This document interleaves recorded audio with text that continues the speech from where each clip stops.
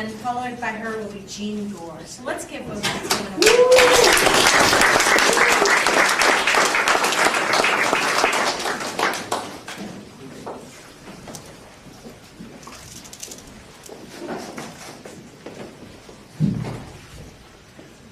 100 years ago, Harriet Tubman lived. 100 years ago, in 1912, Harriet Tubman lived in Auburn, New York. And she lived in a house that she had purchased for William Seward before he became Secretary of State for Abraham Lincoln. 100 years ago, Harriet Tubman was 91 years old. And she didn't have much longer to live on this earth. On March 10th, 1913, she passes away from pneumonia.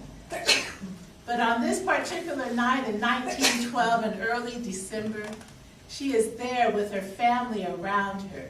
Many of her brother's children and grandchildren were there talking to her. Some of them had never met her before because they lived all the way in Canada, and they'd come down to Auburn to see her. Mother Harriet! Mother Harriet! Were you really a slave? You don't look like you could have been a slave.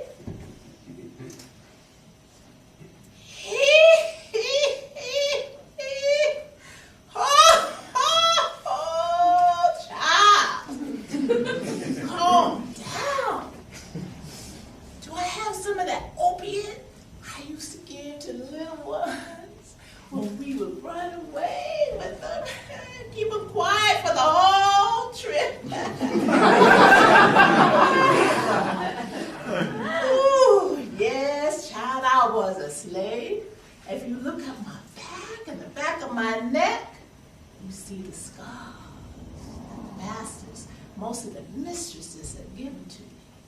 If you look at the dent in my forehead, you would see where I was knocked out for 2 days. Yes, I was a slave. I was a slave in Dorchester County, Maryland. Ooh. Well, I used to be just like you, child.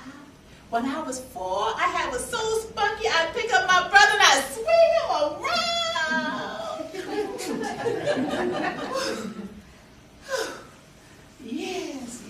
Yes, those were the good old days. That's when I enjoyed being a slave and didn't know what it was really like to be a slave. When I was 6, Mr. Cook come on his horse and he picked me up and he took me off. I was anxious to go, but my mama didn't go with me. And I was there for months. And the mistress beat me and I got so sick, I had to go back. But as soon as I got well, the master brought to send me off somewhere else, and that's what my life was like. When I was at 12 years old, I was hired out somewhere, and I was working on the flax patch. Ooh, and that's hard work out there. But I love being outside on my own and with the Lord's sun and wind and sky. And the deer and the possum and the rabbit, oh yes. But I was out there, and the cook come out, and she asked me to come down with her to the corner store. I told her, yeah, I'd like to do that. She had to get some supplies for the master's dinner. She was running short. Oh, we walked on down the road. Yeah, I'm 12 years old, and life is, well, life is. Anyway, at the corner store, the cook went on in, and I was just looking around, and I heard all these loud voices, and I didn't know where it was coming from, what was going on. And I got onto the porch in front of the store, and I looked in, and there was the overseer with his red face and his arm back, and he had this lead weight in his hand, and he threw it. He's supposed to hit another slave. But instead of hitting him, it hit me right here. It cracked open my skull and I fell down. I was out for 2 days. But on the 3rd day, I picked myself up from that floor where they had put me at, and I went back, working in that flax patch, with blood and sweat coming on down my head. Yes, child, I was a slave. But, slavery tried to get me down. But with that hitting my head, I started having visions. I'd be working.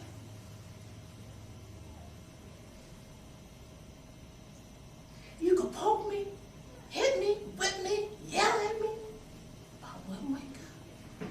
But when I did wake up, I had visions of me flying in the sky, going to the north. Oh, there were white ladies, lovely white ladies helping me over a fence. Sometimes there was angels and the voice of the Lord just talking to me. Ooh, and the music I heard is nothing on earth like that music that I heard. Then there were other times when there were horsemen and they were racing on these horses and they'd be coming through and they'd be snatching babies from their mamas and mamas from their children. Oh!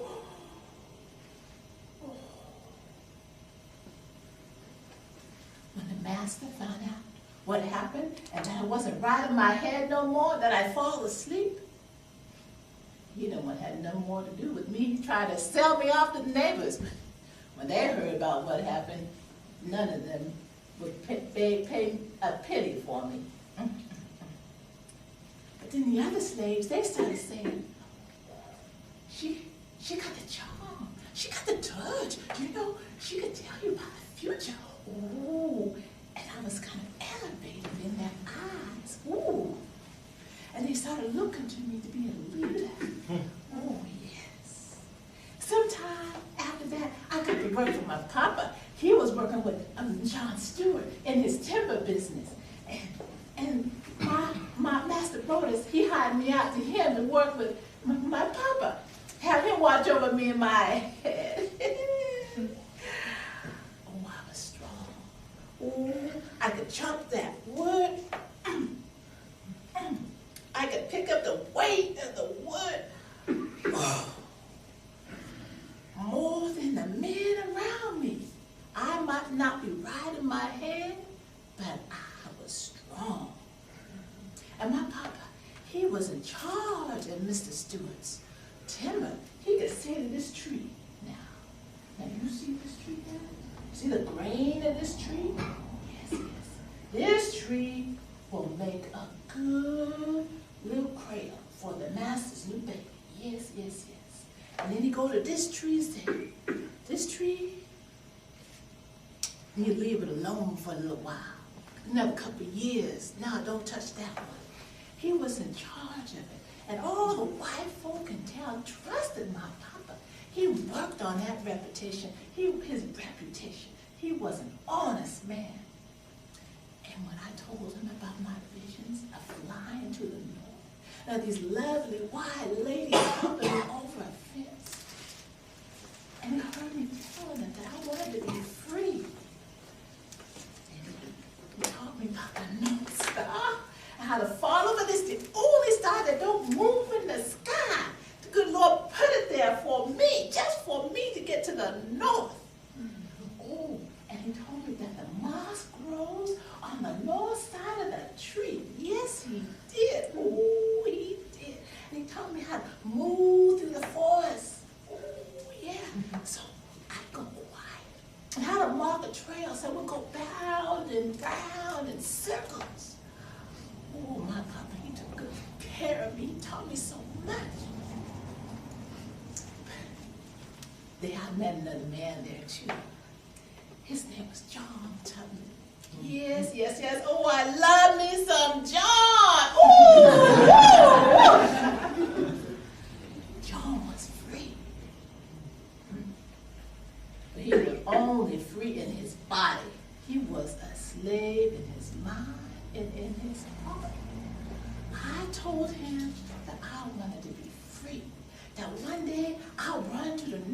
and he being free, he'd come join me. And we could live in the North and get real good pay for our work. The children, he told me, he said, now, Harriet, you can't be talking that way. Now, you keep talking about run away, I'm going to tell Master Brodus on you. Yeah, that's what I'm going to do. I'm going to tell Master Brodus on you. You can't be running off.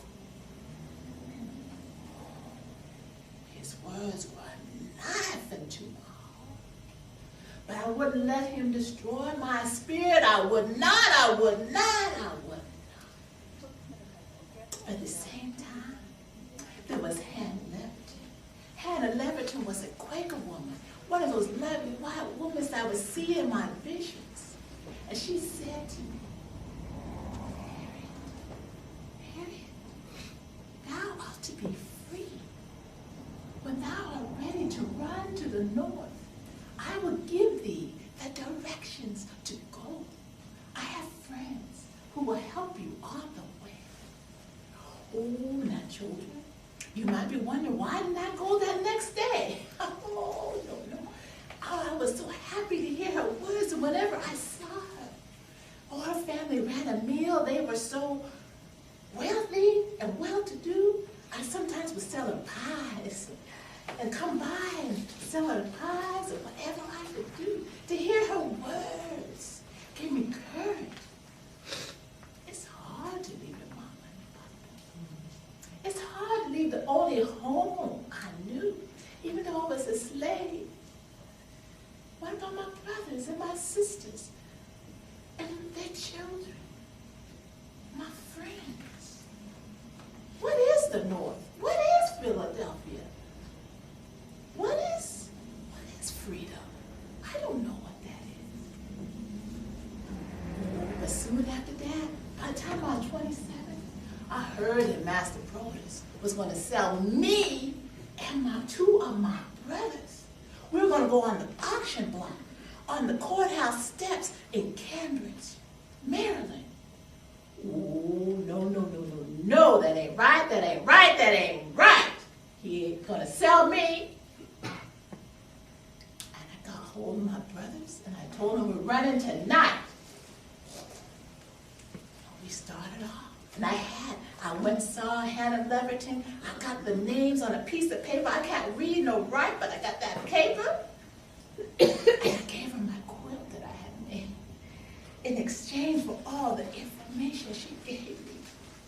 And that night we set off, and we were just going and running, and we had our stick because we were going in unknown territory. But my brothers, what's that over there? What's that over there? We go this way. No, we go that way.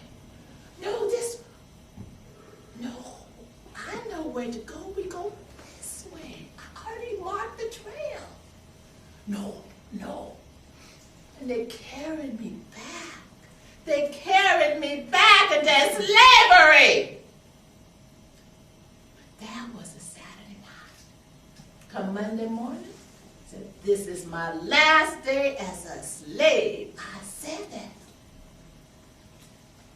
I had to tell somebody, some kind of code to somebody. You just don't tell somebody that you leave it.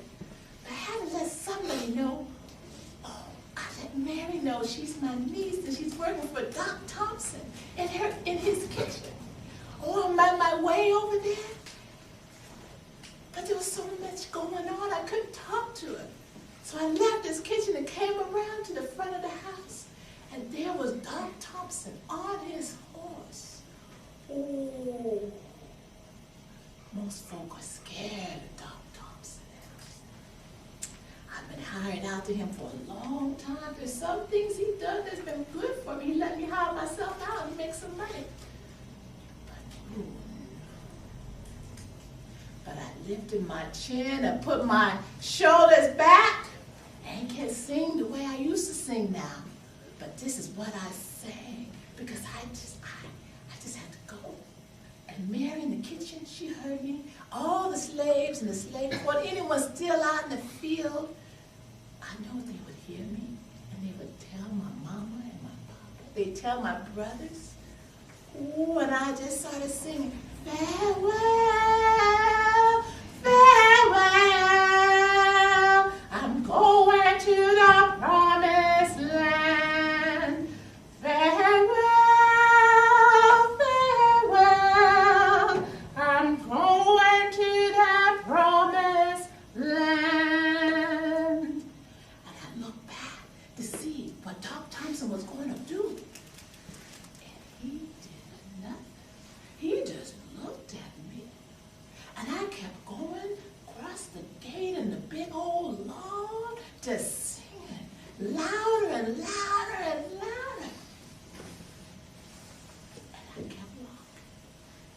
And I walked all the way to the place that Hannah had Leverton told me to go.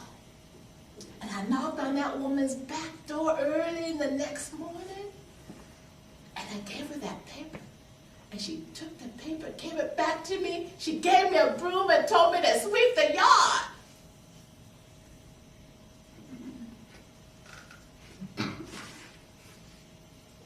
All right.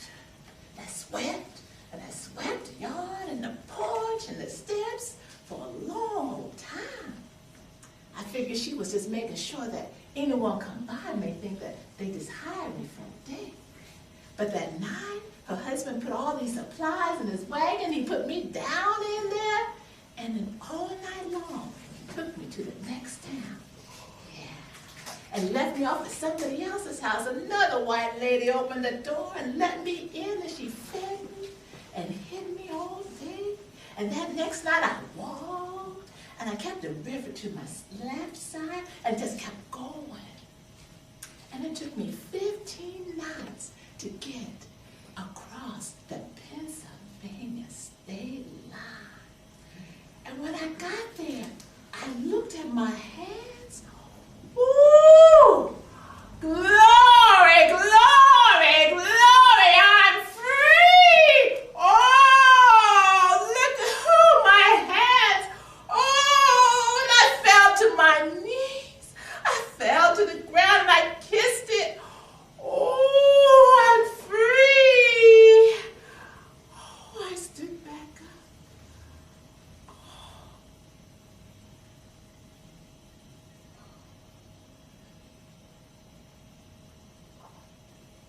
I'm a stranger in a strange land.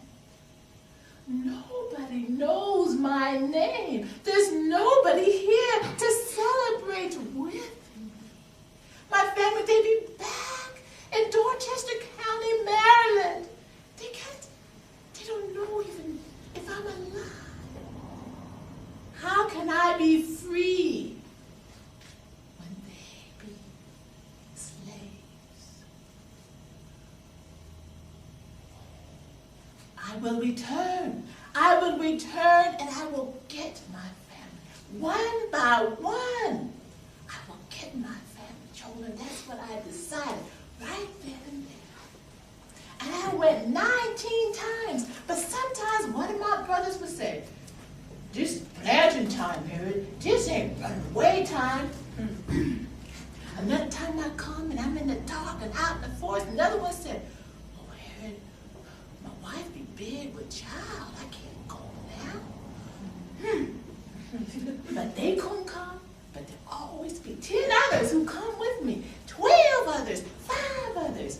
Ooh, and last count, I heard that someone said I had gotten over 300 people out of slavery. Yes, I did. And I never lost a customer. And they called me the old Moses. Like the Moses in the Bible who got all those Israelites away from Pharaoh and took them to the promised land. That's what they called me. Yeah, that's what they call me. Mother Harriet, didn't you get our granddaddies? Wasn't it Christmas time just like now when you got our granddaddies out of slavery? Oh, child, calm down. Where's those opiates? I think I got some down in the cellar still, in the jar down there. Calm down. That's all right. That's all right. You got my spirit. You got my spirit. Yes, you do. You got my spirit. But your granddaddies, ooh, they made me so mad. Ooh, they made me so mad. It's like the 9th time I come down to get them. But before I came down to get them, I had a vision. Ooh, and there was darkness and terror and fear all around him. And I knew when I woke up that they were really going to be sold away down to the south, to Georgia, to Mississippi, or Louisiana, and we would totally lose all hearing of them. Just like my oldest sister, Lina, she was sold away. And my other sister, Soph, and another sister, before I was born, they were all sold away. We don't know nothing about them. to remember their names.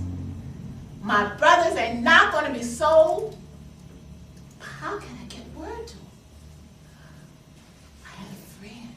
I had a friend write a letter for me.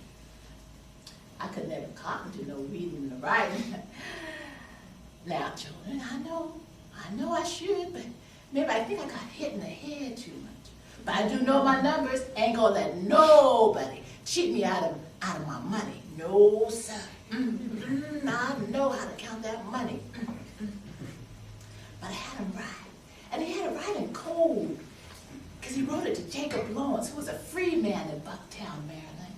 He was free and he was educated. He knew how to read and to write. So I wrote him a letter, and then the code part said, give my love to the old folk, and tell my brothers to keep watching and praying.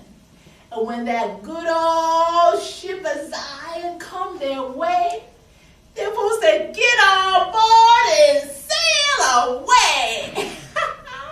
Yes. And I signed it, William Henry, his adopted son who lived in the north. Yes. So we mailed that letter, and Jacob later told me that the postmaster read all of his mail because they were sure that he was helping all these slaves escape from the area. Well, he come in because they called him in. And they said, boy, he ain't no boy. He's a grown man. Boy, you read this here letter to me, and you tell me what it means. You got it? Yes, sir. Give my love to the old folk. Well, ain't got no old folk. Tell my brothers, ain't got no brothers. I got my adopted son, and he ain't got no brothers. And the good old ship of Zion, get on board. Well, the good old ship of Zion. This letter saying I'm about to die and go to heaven. Ain't about to die, I'm not ready to die. No, I don't know who this letter's from, what this letter's about. Nope, and he threw it down and he walked on out. I couldn't have done it better. He sure put on a show. Then he went on his horse and he went and told my brothers that old Moses was coming to get him, and they had to come because he seen the signs himself that Robert, Henry, and Ben Ross for sale December 26, 1854 on the courthouse steps in Cambridge, Maryland. Sold to the highest bidder. Said that a chain gang was getting put together to take them further down to the south. So my brothers, they had to get ready. And I got my monies together as my abolitionist friends and the anti-slavery committees that I was all involved in the North. They put their monies together. And I got me a train ticket from Philadelphia to Baltimore. Now, kids, don't look so shocked. I always took the train down from Philadelphia to Baltimore. No one's looking for a runaway slave going from the north to the south. The slave hunters looking for going from the south to the north. Nah. No one ever stopped me going from the north to the south. Went down to 19 times. But I take the train down to Baltimore, and I know all the dock hands there in Baltimore. I know who's forced slavery, who's not forced slavery. And I get on one of their boats, and they take me down the river, down to Dorchester County, and I come out, and it was Christmas Day, Christmas Eve, right before Christmas Day. And I got a little boy, yeah, you go tell Ben that old Moses is here. Another boy, you go and tell Robert that Moses is here. Yes, another to die for you. You go tell my other brother that Moses is here. And meet me in the normal place. Well, that night, only 2 of my brothers showed up. I don't know where Robert was. He wasn't there with us. But Ben come, he didn't come by himself. Ben brought his girl he wanted married. She was owned by Horatio Jones, that meanest, most wickedest master in Maryland. He wouldn't let them get married. So he brought her to run out too. And then there was 2 or 3 other men who heard I was there, and they had to run off too. So that night, we were walking really fast because we can't wait for my brother Robert. I don't wait for nobody. When it's time to go, we go. So we're walking through the night, all night, and we're running and we're walking, and our first stop on the Underground Railroad is Ben and Wright Ross's home. My papa and my mama. Ooh, yes. I'll be able to see them for the first time in 5 years. Should I let them know that I'm here? It would be the best Christmas present I could give to them. To see me, to feel me, to touch me, to talk to me. Oh. Now, that would be the worst present I could give to them. Because on December 26th, when the slave catchers come and kick their door in and look for my brothers, they could tell by her face if she had seen me. And then they'd take her off to jail, and who knows what they would do to her until she told them that she'd seen me too. No, no, no. I can't let them know that I'm here. I can't do that. So when we got to Ben's house, old Ben's house, and we hid in the corn crib. And the 2 men who were with us, they went to the door and got Ben out of bed. And he told them that there were some escaped slaves out in the corn crib. And he went and got food, and he come to the corn crib, and he opened that door. He said, now you all in there? I can't see you. I'm an honest man. When they come to see me and to find out if I seen y'all, I got to say no. So I was saying, no, I didn't see you, and I can't see you. Here's your food. He put the food down, and he went back inside. And throughout that day, he'd come and bring food, because my mama ripped. She was expecting Ben and Henry and Robert to come for Christmas dinner. She knew they were going to be sold off, and she had taken a hog and did everything you could do to a hog. She did it. Ooh, yes. She made sausage and bacon and ribs and pig's feet. Ooh, she cooked it all up, and the chitlins and everything you could think of. And throughout that day, we would look through the cracks in the walls of the corn crib and see her walking out down to the road and looking for her sons, hoping they would be coming. Going back in.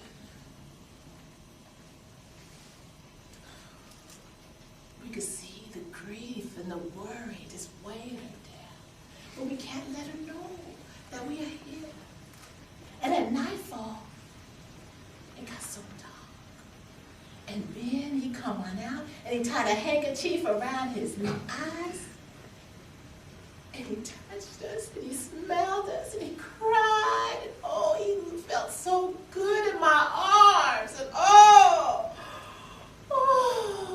when he touched my head, and he, oh, what a night it was. But he would not see us. And he walked along the trail with us for a couple of miles or 2. And when we got there, at a certain point, we stopped and said our goodbyes. And we walked on to the north, and he turned around and took off that handkerchief and went back home to be with his wife, to be with our mothers. And later, I found out that they slave hunters, they come on December 26th, and they're saying, They beat that door in, and old Rick was there. Where's those boys of yours? So, they're supposed to come for Christmas dinner, but they didn't come.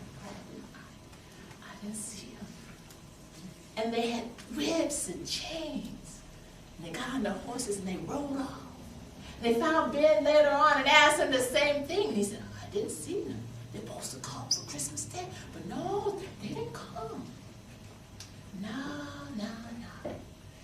We got my brothers all of them. Oh, I didn't tell you, Robert did show up. Robert showed up. Yes. What held him up? His wife was going to have a baby. Her labor started, and he wanted to go get a granny. But the baby was coming too fast. And so he helped his wife, and they had 2 other boys. And when the baby come, she named the baby after me. Oh, yes, she did. Yes, she did. Ooh. But she knew Robert was up to something, that something was wrong. And she kept asking, Robert, what's wrong? What's wrong, Robert? What is it? And then she realized he was going to leave her. And all she could do was cry, Robert, don't forget about me and my babies. And he said, no, I won't forget you. I'll send old Moses to come get you once I get settled in the north. And then he laughed. Now, I don't know about that. Why didn't he come back and get her? Old Moses come back and get you. You know, I'll come back 19 times, not one person come back with me. I'll come by myself. But that's all right now, because I wouldn't want none of them with me anyway. Now, children, I got one last thing to tell you. The Lord gonna give me some visions. Ooh, he gave me some visions. Ooh! Oh, that good old ship of Zion is coming. It's coming to pick me up. Ooh, and I'm ready to go. I'm 91 years old. And I'm ready to get on board